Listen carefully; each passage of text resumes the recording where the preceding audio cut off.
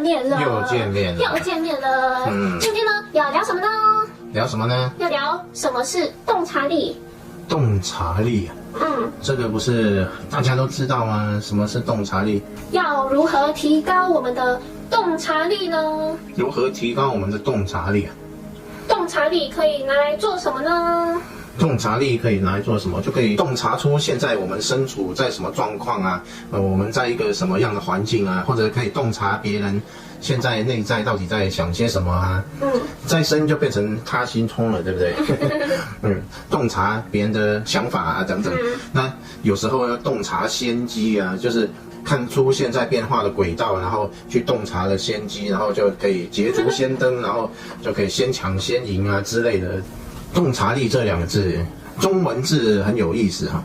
你看这个洞察两个字，第一个是洞，就洞就是像一个洞这样，然后察就是观察。我们把事情像一个洞一样，然后能够观察到很深入，就叫做洞察力。也就是说，洞察是必须要有深度的。你有这个深度之后，然后你能够洞察到很深的层面。所以既然是一个深度，回到我们的生命来讲，我们生命的广度是比较容易出现的，生命的深度靠的是我们往内心走，能够觉察。如果我们能够站在觉察的位置，我们自然跟这个世界就能产生一种距离。我们都知道，我们跟世界能够保持距离的时候，我们可能看到的层面更广泛，同时我们看到的深度就会更深。这个就是一个洞察力的展现。所以我们站在觉察就能够产生最好的洞察力，因为我们的世界其实是一面镜子，所以我们深入我们的内在，越接近我们的觉察，我们就越深入我们的内在，我们就越能看出反映出这个世界的面貌到底是什么，更容易看出当下我们身处的一个环境它复杂的层面到底有多少，我们都能够越来越看得清楚。这个就是洞察力。所以其实有些事情，比如说天眼通啊、他心通啊等等，这些其实归纳起来都属于洞察力的范围。洞察力其实它是一种能够越深入你的觉察，就越能够发现整个世界现象它有多少个层次的一种能力。那漏尽通呢？漏尽通啊，为什么我们之前都讲五通而不讲六通？因为我们神通讲的是五种神通，前面讲的都是天眼通、天耳通、宿命通、他心通，还有神足通，这五种神通。为什么我们没有讲到漏尽通？因为漏尽通是因为漏掉了，漏尽了，漏尽了就没有了。漏尽通的意思就是把世间所有的缺漏都给它漏尽了。缺漏就是不完美的、不完整的，叫做缺漏。缺漏都漏尽了，那就完整了，那就完美了。那到底什么东西完美了？就是你的生命完整了、完美了。所以那个是开悟之后的神通，叫做漏尽通。而且开悟也不是马上就有漏尽通，要一段时间之后，你真正能完全契入你的那个觉性而产生的神通，叫做漏尽通。那就是一般修炼所没办法达到的神通。一般修炼只能修出刚刚说那五种，所以就没有谈漏尽通。基本上漏尽通它不是一种神通，它是一种完全的觉醒，就是这样。漏尽就是没有缺漏，那你就什么都知道啦，就什么都完整啦。还是回归我们的主题，洞察力。洞察力就是我们能够安住在觉察，我们就能够了解目前我们所显化出来的整个现象的来龙去脉，看到它的轨迹，然后并且看到它的整体的状态，那这个就是一个最好的洞察力。如何提升洞察力？首先要提升我们安住在觉察的能力。我们会发现，当我们安住在觉察的时候，我们特别能够灵敏的去观察到当下的所有发生，就是这样。这个就是洞察力。那有没有可能洞察力高到有人要从背后捅你一刀，你都能知道？有可能。有可能。完全有可能。你能够洞察到任何发生的事情，在这个当下它如何去产生的，后面有人拿刀子捅你，如果你能够洞察到这个轨迹的展现，那你就能够感受到这个事情。那如果有人很不会看人的脸色，那是洞察力很低吗？可以这么说，就是比较不具备洞察力。这样。就是他没有观察到对方的内在的一种感受。其实所谓的脸色就是对方内在的感受，就是他没有说出来，但是他此刻的感受是什么？你能够去知道，那个就是有洞察力。就是看人脸色这件事情，脸色其实就是对方内在的感受。这个中文字真的很有意思，脸色。脸色。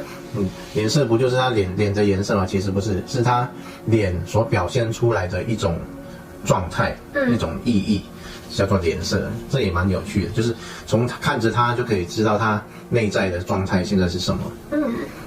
所以有时候我们说错话，然后对方已经很生气了，但是我们都还没感觉出来，那就是没有洞察到他此刻的状态。那细心是洞察力吗？细心可以说是一种洞察力，但是它不是洞察力的全面。细心是说你可以观察入微，能够看到许多的细节，这个是细心。但是细心它往往对全盘的这个目前的格局状态，整个局势并不一定有很敏锐的观察，它是观察到单一个点很细微的部分，这个叫做细心。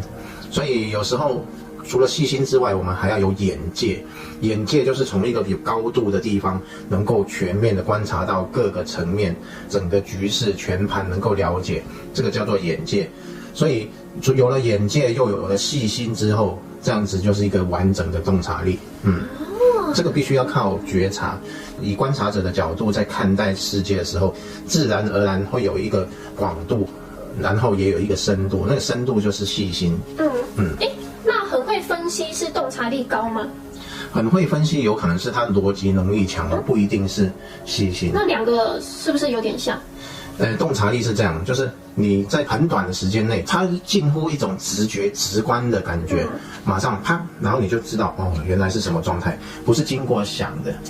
对，你刚刚说的那是逻辑能力很强。对，有些人不是很会分析，就是我分析从这样1、2、3、4、5、6、7、8、9、10，然后可以分析出来，这个是逻辑能力很好。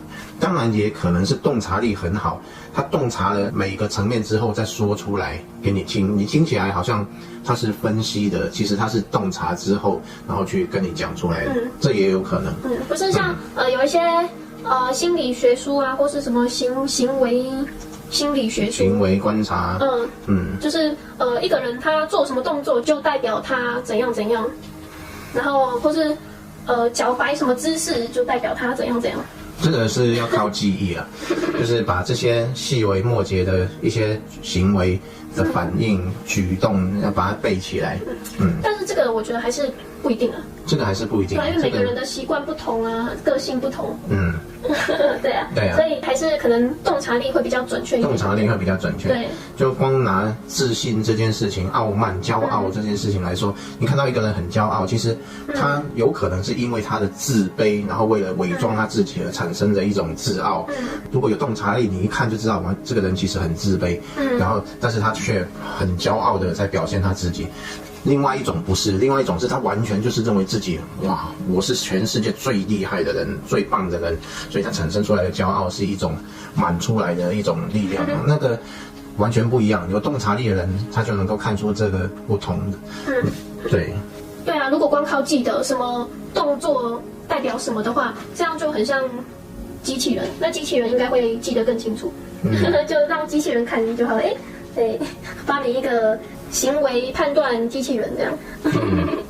可以其实应该蛮有用的。蛮有用的，真的。只是他还是站在一个动作分析的角度，没办法洞察到内在的一些东西。因为如果大家都这样看一个人的话，那其实很多人都会演戏啊。搞不好有些人就特别去学过那个心理学的书，然后就刻意演成他想要的样子。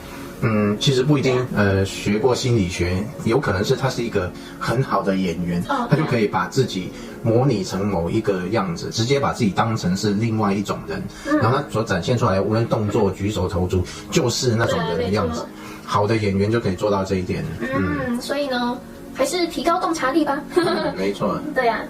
所以还是要保持观察者、觉察着，这样子你就有很深的洞察力，这样就更不容易被骗了。对，就可能有人对你很好啊，哇，你好棒哦，怎样？那其实他带有目的，你直觉很强，洞察力高，你马上就能知道了。知道他是来卖保险的。好的，这集我们就说到这里，拜拜。拜拜。